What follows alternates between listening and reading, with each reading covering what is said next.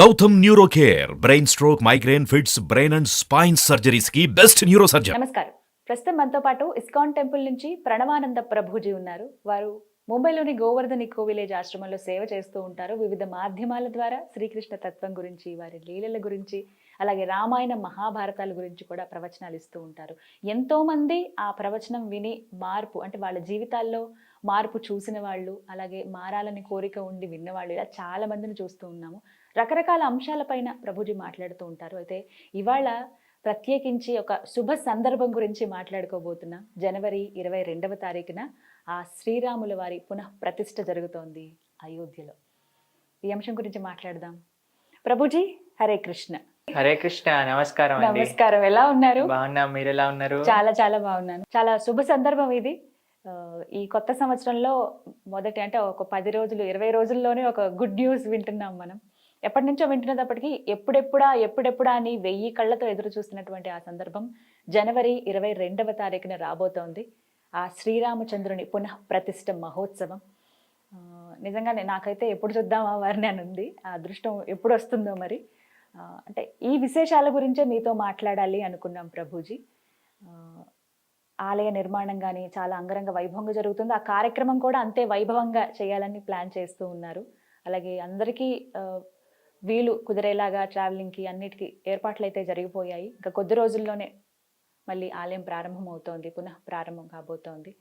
ఆ ప్రతిష్ఠ మహోత్సవం, వీటి గురించి ఏం చెప్తారు? అసలు అయోధ్యలో ఏం జరిగింది, ఇప్పుడు ఏం జరుగుతోంది అని అంటే ఏం చెప్తారు? మనందరికీ నిజంగా ఇది ఒక హ్యాపీ న్యూ ఇయర్. ఎందుకంటే మన రాముడు ఇన్ని సంవత్సరాల తర్వాత మళ్ళీ ఆయన ఆలయంలోకి ప్రవేశించబోతున్నారు. మనందరికీ తెలుసు, రాముడు త్రేతాయుగంలో అయోధ్య నగరంలో ఆవిర్భవించారు. స్వామి యొక్క వైభవం, రామో విగ్రహవాన్ ధర్మ, రాసిపోసిన ధర్మస్వరూపమే రామచంద్రమూర్తి. అంటే ప్రేమ, వినయం, భక్తి, ఇవన్నీ గురువు పట్ల, ఆచార్యుల పట్ల, తండ్రి పట్ల, తల్లి పట్ల, భార్య పట్ల, తమ్ముళ్ళ పట్ల, ప్రజల పట్ల, స్నేహితుల పట్ల, అందరి పట్ల కూడా రాముడు చూపించిన ఆ పరిమితమైన ప్రేమ, ధర్మము, వినయము, ఇదే రామచంద్రమూర్తి అని అంటే. మనందరినీ కూడా అసలు ధర్మం అంటే ఏంటి, అసలు ధర్మాచరణ అంటే ఎలా ఉంటుంది అని ఆచరించి నిరూపించిన వారు మన రామచంద్రమూర్తి. శ్రీరాముడు నిజంగా వారిని చూసి నేర్చుకోవాలి. మనకి భారతదేశం అంటేనే రామరాజ్యం అని మాట్లాడతాం కదండి. రాముడు అంటే ధర్మం గురించి ఎక్కడెక్కడ ప్రస్తావన వస్తుందో అక్కడ రాముడు ప్రస్తావన రావాల్సింది. రాముడు అని అంటే ధర్మం, ధర్మం అంటే రాముడు. వాళ్ళు ఆ రెండు సేమ్, ఇంకా వేరు కాదు. అటు రామచంద్రమూర్తి యొక్క అద్భుతమైన ఆ చరిత్ర రామాయణం మనం చూస్తాం. రామాయణం ఎన్ని లక్షల కోట్ల సంవత్సరాల నుంచి మనకు వస్తూ ఉంది. వాటిని మనం చదువుతూ ఉన్నాం. ఎంత బ్రహ్మాండంగా రామాయణ ప్రవచనాలు చేస్తూ ఉంటాం. రామచంద్రమూర్తి యొక్క ఆలయాలు మనకి ఎక్కడ కనిపిస్తే అక్కడ రామాలయం లేని ఊరు ఉంటుందా అండి? ఖచ్చితంగా. మన తెలుగు వాళ్ళకి ఇంకొకమైన ఒక గొప్ప అదృష్టం ఏంటి అంటే, రాముడు ఇక్కడ ఉన్నాడు. మన అరణ్యవాసం చేసినప్పుడు భద్రాచల క్షేత్రం, ఆ భద్రాచలం క్షేత్రంలో ఆ రాముడు ఉన్నంత సౌందర్యం ఇంకెక్కడ మనం చూడం. ఎంత అందంగా ఉంటారు రాముడు, అమ్మవారిని చక్కగా ఒళ్ళో పెట్టుకొని ఉంటారు అన్నమాట. అది కూడా ఎంత చక్కటి రాముడు అని అంటే, ఎంత గొప్ప రామ భక్తులు, రామదాసు లాంటి. ఈ మన రాష్ట్రం మొత్తం కూడా రామ భక్తితో నిజంగా చెప్పాలంటే నిండిన రాష్ట్రం అన్నమాట. కాబట్టి హిందువు అనంటే, సనాతన సాంప్రదాయము అనంటే రామకృష్ణాదులు మనకి చాలా ముఖ్యం. కానీ దురదృష్టవశాత్తు మనకి అటు రాముడు జన్మభూమి లేదు, ఇటు కృష్ణ జన్మభూమి కూడా ఆలయం లేకుండా అయిపోయింది. రాముడి యొక్క అయోధ్య గురించి మాట్లాడితే 1528వ సంవత్సరం జూన్ 6వ తారీఖున బాబర్ అనే ఎవరైతే ఆ ఎంపరర్ ఉన్నారో వాళ్ళ యొక్క జనరల్ 1,75,000 మంది హిందువుల్ని సంహరించి అక్కడుండే రామ మందిరాన్ని కూల్చేశారనమాట. అప్పటి నుంచి రాముడికి ఉండడానికి ఒక స్థలం కూడా లేదు. 500 సంవత్సరాలు ఇప్పటికీ 500 గడిచిపోయింది. అయిపోయింది. అయినా సరే సనాతన ధర్మానికి చెందిన ఈ దేశంలో, సనాతన ధర్మం పుట్టిన దేశంలో, సనాతన ధర్మం ఈ ప్రపంచాన్ని మొత్తం కూడా సనాతన ధర్మం వైపు తిరిగి సనాతన ధర్మంలో ఉండే రాముడి గురించి తెలుసుకొని, రాముడు మాకు ఆదర్శం, రామ భక్తి మాకు కావాలి, రామనామం కావాలి అని భారతదేశానికి వస్తే, భారతదేశానికి వచ్చి ఆశ్చర్యపోయే విషయం ఏంటి అంటే రాముడికి అక్కడ ఆలయం లేదు. రాముడికి గుడి లేదు, కృష్ణుడికి గుడి లేదు. కాశీలో విశ్వనాథుడికి ఆయన ఒరిజినల్ ఆలయం లేదు. అది మన భారతదేశ స్థితి.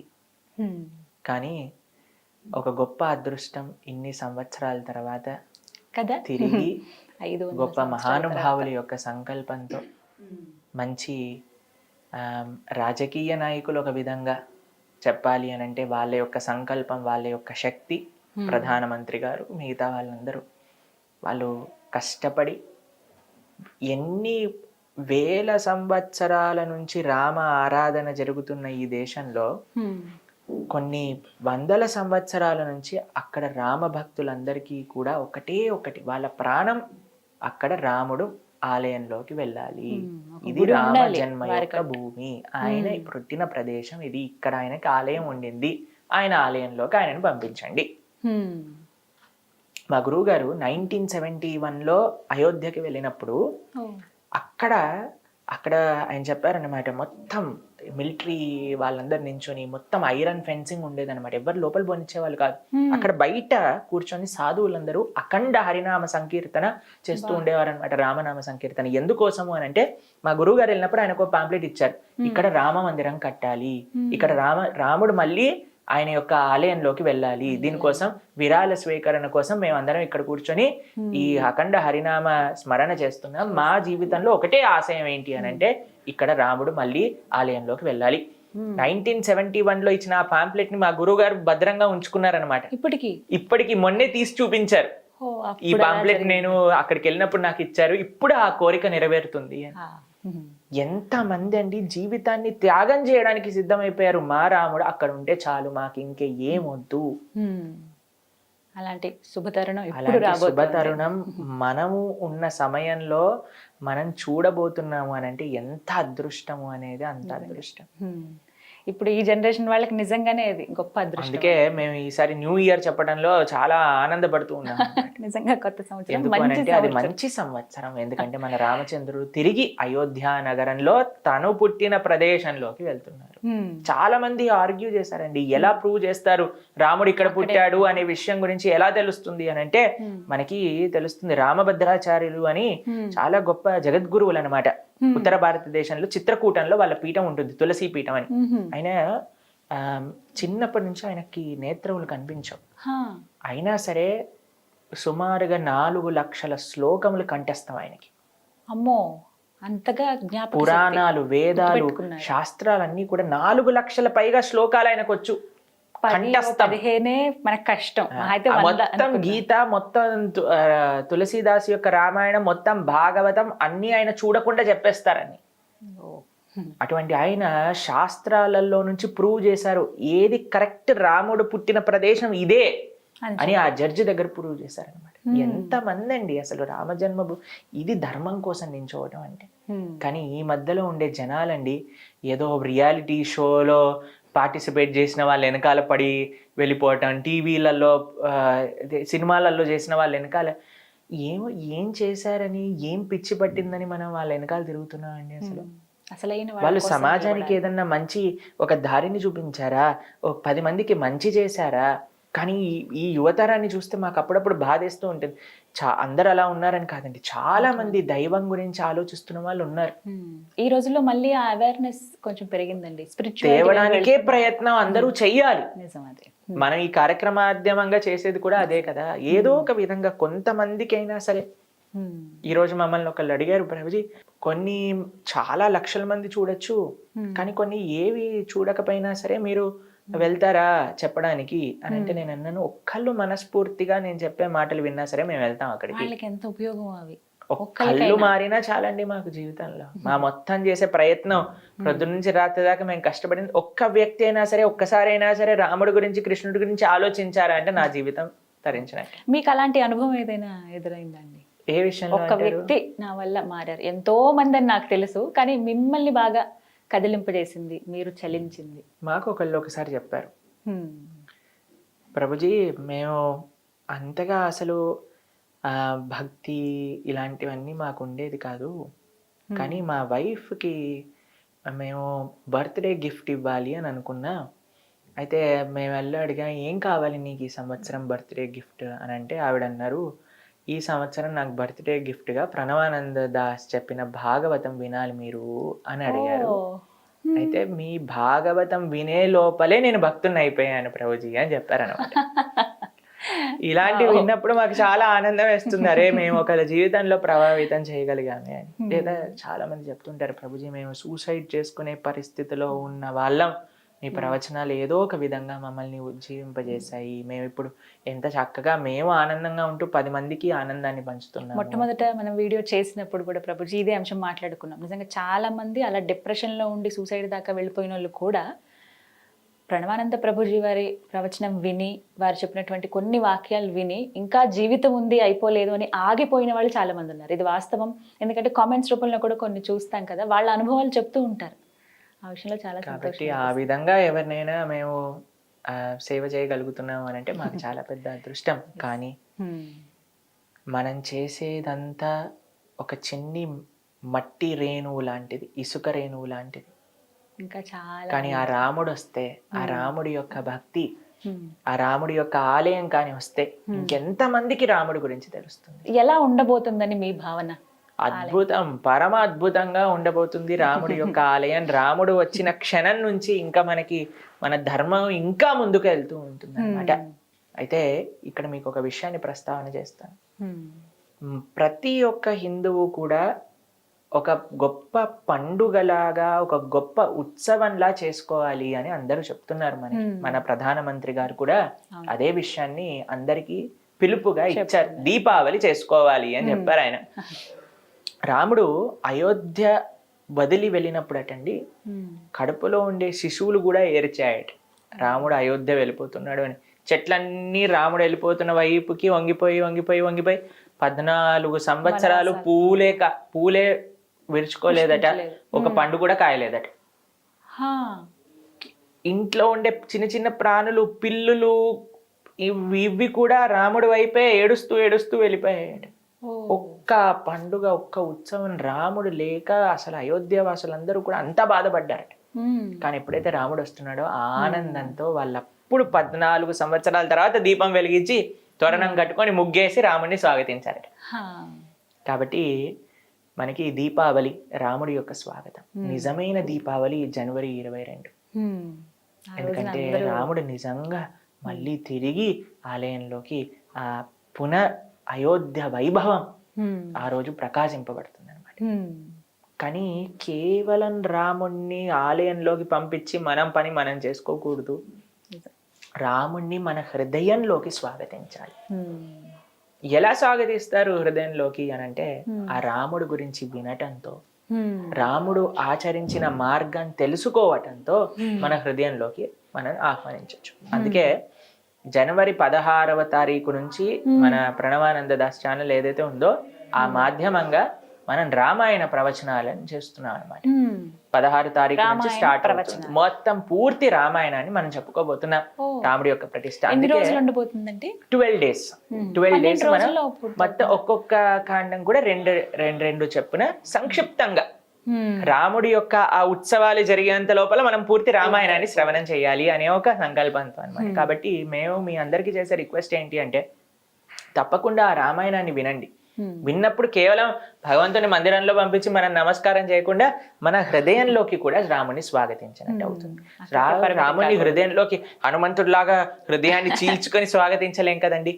చెవుల ద్వారా ప్రవిష్ట కందరంధ్రేణ అని అంటారు. చెవుల ద్వారా భగవంతుడు మన హృదయంలోకి ప్రవేశిస్తారనమాట. ఇంకొక విషయం చెప్తాను, కేవలం హృదయంలో పెట్టుకోకండి, రాముణ్ణి ఈ ప్రపంచం అంతా నడిపించండి. ఎలా నడిపిస్తారు రాముణ్ణి? మనం ధర్మాచరణ చేస్తే రాముడు నడిచినట్టే. ఎందుకంటే రాముడు ధర్మం కాబట్టి. ఇందులో 3 స్టెప్స్ అండి. ఫస్ట్ది, మనందరం ఒక గొప్ప ఉత్సవంగా రామ పునఃప్రతిష్ఠ ఉత్సవాన్ని చేసుకోవాలి. మనకు తెలుస్తున్నది, ఇంటింటా అక్షంతలు పంపిస్తున్నారట, ఆ కార్యక్రమంగా జరుగుతుంది. దాన్ని కూడా స్వాగతించండి, బ్రహ్మాండంగా ఎంతో పవిత్రంగా స్వీకరించండి. దాంతో పాటు మీరు 22 జనవరి తారీఖున అద్భుతమైన దీపోత్సవంగా చేసుకోండి. దానికంటే ముందు ప్రిపరేషన్గా 16th నుంచే మీరు రామాయణం వినటం స్టార్ట్ చేయండి. అప్పుడు హృదయంలోకి వస్తుంది. రాముడు వచ్చేసాడు ఆలయంలోకి, రాముడు వచ్చేసాడు మన హృదయంలో. దాని తర్వాత ఒక చిన్న మార్పు మన జీవితంలో తెచ్చుకుందాం. రాముడు నడిచిన విధానాన్ని మన జీవితంలో తెలుసుకొని నేను ఎలా మారాలి. రాముడు అంటే ఎవరండి? తల్లిదండ్రుల యొక్క ఆజ్ఞ తూచా తప్పకుండా పాటించేవారు, భార్యకి ఎంతో రెస్పెక్ట్ ఇచ్చేవారు, ఏకపత్ని వ్రతుడు, అన్నా తమ్ముళ్ళ మధ్యలో అన్యోన్యమైన ప్రేమ. అన్నా తమ్ముళ్ళు ఎలా ఉండాలి, భార్యాభర్తలు ఎలా ఉండాలి, ఒక పిల్లలు ఎలా ఉండాలి తల్లిదండ్రుల పట్ల, ఒక రాజు ఎలా ఉండాలి ప్రజల పట్ల, ఒక స్నేహితుడు ఎలా ఉండాలి స్నేహితుడి పట్ల. దేంట్లోనైనా మీకు ఒక ఐడియల్ పర్సనాలిటీ కావాలి అని అంటే మా రామచంద్రుడు ఉన్నాడు అక్కడ. ఆయన చూపిస్తే చాలు, ఆయన చూపిస్తాడు. మీకు ఎవ్వరూ ఇన్స్పిరేషన్ అవసరం లేదండి ఈ ప్రపంచంలో. రామకృష్ణులు ఆర్ ద బిగ్గెస్ట్ ఇన్స్పిరేషన్. అయితే ప్రభుజీ, శ్రీరాముల వారి నుంచి మేము ఏం నేర్చుకోవాలి అని అంటే ఏం చెప్తారు? మీరు ఏమి మంచి విషయం నేర్చుకోవాలన్నా మా రాముడు నేర్పించడానికి తయారుగా ఉన్నారు. రామో విగ్రహవాన్ ధర్మః. మీరు ఏ మంచి పని చెయ్యాలి అని అనుకుంటున్నారో మా రాముడు, మన రాముడు ఆ విషయాన్ని చూపించేసాడు ఆల్రెడీ తన ఆచరణలో. మీరు మంచి వైపు వెళ్ళాలి అని అనుకుంటే రామాయణం చూపిస్తుంది. మీరు ఎలా ఉండకూడదు కూడా రామాయణం చూపిస్తుంది. మంచి అన్న తమ్ముళ్ళుగా ఉండాలనుకుంటున్నారా? రామకృష్ణులుగా ఉండండి. పిచ్చి అన్న తమ్ముళ్ళుగా ఉండాలనుకుంటున్నారా? వాలి సుగ్రీవుల్లా ఉండండి. మంచి రాజులా ఉంటారా? రాముళ్ళలా ఉండండి. ఒక చెడు లక్షణాలు ఉన్న రాజులా రావణుడు ఉన్నాడు మీ దగ్గరే. ఒక మంచి భర్త, అన్ని రామాయణంలో ఉన్నాయి. కాబట్టి రామాయణాన్ని వినండి. మనం ఎన్నోసార్లు వినుంటాం, మళ్ళీ రామాయణాన్ని వినండి. ఈ రామ జన్మోత్సవాలు అయ్యేంత వరకు, ఆ పునఃప్రతిష్ఠ మహోత్సవాలు అయ్యేంత వరకు చక్కగా ఆ రామ ధ్యాసలు, ఆ రామ మననంతో మనం గడపగలిగితే అది నిజంగా ఒక గొప్ప ఉత్సవం అన్నమాట. మీకు ఆ విషయం తెలుసా? ఇంతకు ముందు పాత రామాయణం సీరియల్ వచ్చింది కదండి దూరదర్శన్ లో వచ్చినప్పుడు, ఎప్పుడైతే ఆ రామాయణం టెలికాస్ట్ అయిందో మన దేశంలో 70% క్రైమ్ రేట్ తక్కువ ఉండిందట ఆ టెలికాస్ట్ అయినంత వరకు. ఎందుకంటే అందరిపైన అంత ప్రభావితం చేసింది. అది మాత్రం నిజమండి.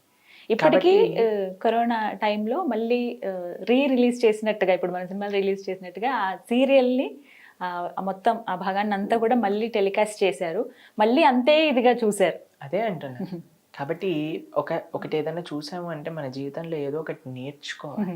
మంచి విషయం నేర్చుకోవాలి, పిచ్చి విషయం కాదు. ఏదో ఒకటి విన్నాము అని అంటే మంచి విషయం నేర్చుకోవాలి, పిచ్చి విషయాలు కాదు. కాబట్టి మనందరం, మేము ఇంతకు ముందు కొన్ని రోజుల ముందు మాకు కొన్ని వీడియోస్ పంపించారనమాట. ఒక రియాలిటీ షో, వాళ్ళు ఎవరో బయటకు వస్తే వీళ్ళందరూ గట్టి గట్టిగా అరవటం, అది ఇది చేయటం, వేరే వాళ్ళపైన దాడి చేయటం, అవి ఇవి అన్ని చూస్తే మేమైతే బాధేసింది. బాబా, అయ్యో వీళ్ళందరూ ఈ దేశానికి సంబంధించిన యువకులా, వీళ్ళ రేపు రొద్దున మన దేశాన్ని ముందుకు తెరిపించేది. ఏం చేస్తున్నారు, ఏ పరిస్థితిలో ఉన్నారు, ఏం చెయ్యాలి, ఏం చేయకూడదు అని తెలియకూడదా అండి మనందరికీ కూడా? దేనికోసం అంటే మాకు ఏంటి బాధ అంటే, యువత ఎప్పుడైతే ఆదర్శాలు, తప్పుడు ఆదర్శాలలో వెళ్ళిపోయింది అనుకోండి, ఇంకా ఈ దేశం వాళ్ళ చేతుల్లోనే కదండి ఉంది. ఎక్కువ యంగ్ జనరేషన్ ఉన్న కాబట్టి యంగ్ జనరేషన్ దేని నుంచి ప్రభావితం అవ్వాలి అని అంటే మంచి విషయాల నుంచి ప్రభావితం అవ్వాలి. కానీ మంచి చెప్పే వాళ్ళు, మంచి చూపించే వాళ్ళు ఉన్నారా అంటే ప్రశ్నార్థకం అయిపోయింది. దొరికిన ఇలాంటి కొద్ది వాటిని కూడా యాక్సెప్ట్ చేసే ఆ గుణం ఉండాలి. కాబట్టి మీ అందరికీ మేము చేసే ప్రార్థన ఏంటి అంటే, ఆ రామాయణం చక్కగా శ్రవణం చేయండి. మీరు వినటం కాకుండా మీ పిల్లల్ని ప్రోత్సహించండి. అందరూ కూడా ఎప్పుడైతే ఆ రామభక్తి, ఆ రామనామం, ఆ రామచింతన, రామ కథ ఎప్పుడైతే వస్తుందో, ఆ రామ భక్త శిరోమణి హనుమాన్, అటువంటి హనుమ అటలో మనం నడవాలి. ఆయన శక్తి, ఆయన యొక్క భక్తి, ఆయన యొక్క సేవ. హనుమంతుడు చూసారా అండి మీరు? ఒక స్వరూపంలో మీరు చూసారనుకోండి, హనుమ ఒక దగ్గర గద పట్టుకొని ఇంకో చేత్తో ఇలా పర్వతాన్ని పట్టుకొని హృదయంలో సీతారాములు మనకి అలా ఒక అద్భుతమైన మా ఆశ్రమంలో ఉండే హనుమ కూడా ఇలానే ఉంటాడు. అయితే హనుమ ఈ స్వరూపంతో ఏం సూచిస్తున్నారు అంటే శక్తి. మన జీవితంలో ధర్మం ఆచరించాలి అంటే శక్తి కావాలని, ఆ శక్తి మన దగ్గర ఉండాలి. ఏం జీవితంలో సాధించాల్సిన సరే మనం సాధించగలిగిన శక్తి మన దగ్గర ఉండాలి. ఈ శక్తితో పాటు కావాల్సింది భక్తి, హృదయంలో భక్తి. హృదయంలో భక్తి, మన జీవితంలో సాధించడానికి శక్తి రామసేవ. కేవలం భక్తి హృదయంలో దాచుకొని ఓ నేను ప్రేమిస్తున్నాను కాదయ్యా, ఏదో ఒకటి సేవ చెయ్యి. ఇలా పర్వతాన్ని పట్టుకొని తీసుకెళ్తున్నారు హనుమ రామసేవకై. కాబట్టి ఈ 3 మన జీవితంలో ఉండాలి. ఈ రామ జన్మభూమి యొక్క పునఃప్రతిష్ఠ కార్యక్రమంలో మనం స్వామికి ప్రార్థన చేయాల్సింది ఇదే. స్వామి, ధర్మాచరణ చేసే శక్తి నీ యొక్క భక్తి, నీ సేవ మాకు ప్రధానించు. ఇలా ప్రతి ఒక్క హిందువు, ప్రతి ఒక్క సనాతన సాంప్రదాయానికి చెందిన వారందరూ కూడా ఒక్కసారి ఆలోచించండి. ఈ ప్రపంచంలో, ఈ దేశంలో, కనీసం ఈ రాష్ట్రంలో ఉన్న వాళ్ళందరూ కూడా ఈ రామ జన్మోత్సవం యొక్క కారణం చేతనైనా రామాయణం వింటే ఎంత మార్పు వస్తుంది జీవితాలు. ఖచ్చితంగా మార్పు వస్తుంది. అలాగే ప్రతి ఒక్కరు కూడా దర్శనం చేసుకోవాలని కోరుకుంటున్నారు. మళ్ళీ ఆ రాముల వారిని అక్కడ చూడాలనే కోరిక ఉంది. కేంద్ర ప్రభుత్వం కూడా రకరకాల ఏర్పాట్లు చేస్తున్నారు అక్కడికి వెళ్ళటానికి. 1 రోజుల కుంభమేళా లాగా చేస్తున్నారు అనమాట. కాబట్టి ఇస్కాన్ తరపు నుంచి కూడా ఒక పెద్ద స్థాయిలో ఫ్రీగా ఉచిత ప్రసాద వితరణ ప్రతిరోజు కూడా 10 నుంచి 15 వేల మందికి అక్కడ ఉచిత ప్రసాద వితరణ కోసం ఇస్కాన్ కూడా అక్కడ అద్భుతమైన క్యాంప్ ఏర్పాటు చేసి ప్రతి ఒక్కళ్ళకి కూడా, వచ్చిన వాళ్ళందరికీ కూడా ప్రసాద వితరణ, అక్కడ చాలా ఆర్గనైజేషన్స్ ఉన్నాయి, అందులో మన వాళ్ళకి కూడా ఒక ప్రదేశం ఇచ్చారనమాట. అక్కడ కూడా వాళ్ళందరూ చక్కగా ప్రసాదాన్ని ఇప్పుడు 20వ తారీఖు నుంచి ఫిబ్రవరి 15 వరకు వాళ్ళు ఆ ప్రసాద వితరణ ప్రోగ్రామ్ ని చేస్తున్నారు అనమాట. కాబట్టి ఈ ఇయర్ లో అన్నిటికంటే best and most proudest moment మనకి ఏదన్నా ఉంది అని అంటే అది 1st జనవరి కాదు, 31st డిసెంబర్ కాదు, మనకి 14th ఫిబ్రవరి కాదు. అది నిజమైన రోజు ఏదన్నా ఉంది, మనందరం సెలబ్రేట్ చేసుకొని, మనందరం if we have to look forward for something, that should be Rama Janmabhoomi యొక్క పునఃప్రతిష్ఠ. అది జనవరి 22. కాబట్టి మీకు మేము చేసే ప్రార్థన, చక్కగా మీరందరూ కూడా ఆ స్వామి ఆ సమయానికల్లా మనందరం ఆ రామ చింతనతో ఉండాలి, ఆ రామ భావనతో ఉండాలి. రాముడి యొక్క సేవ చేస్తూ రాముడి యొక్క ఉత్సవాన్ని మనందరం జరుపుకునేటట్టుగా మనం ఉంటే ఆ రాముడు ఆనందంగా ఉంటారు అక్కడ. దాంతోపాటు కేవలం జనవరి 22 తర్వాత వదిలేయటం కాదండి, ఆ రామ భావన, రాముడు మనకి ఏదైతే ఆయన ఆచరించి చూపించాడో దాన్ని మన జీవితంలో ఆచరిద్దాం, ఆ మార్గాన్ని మనం స్వీకరిద్దాం. ఇది నిజమైన రాముడికి మనం ఇచ్చే గిఫ్ట్ అన్నమాట. కానీ అదృష్టం ఎప్పుడు దక్కుతుందో నాకైతే చాలా కోరికగా ఉంది చూడాలి అని. మొదటి రోజే చూడాలని అలా ఆశ లేదు, కానీ కనీసం ఈ సంవత్సరంలో వెళ్తే చాలా అంతకన్నా. చాలా మంది మమ్మల్ని అడిగారు, ప్రభుజీ మీరు ఒక అయోధ్య యాత్ర తీసుకెళ్ళండి ఈ సంవత్సరం అని. మేమన్నాం ప్రయత్నిస్తాం, తప్పకుండా ప్రారంభం అవుతాయి అవి కూడా, తీసుకెళ్దాం అయోధ్య యాత్ర, రాములల్ల దర్శనం చేసుకుందాం అందరం కలిసి.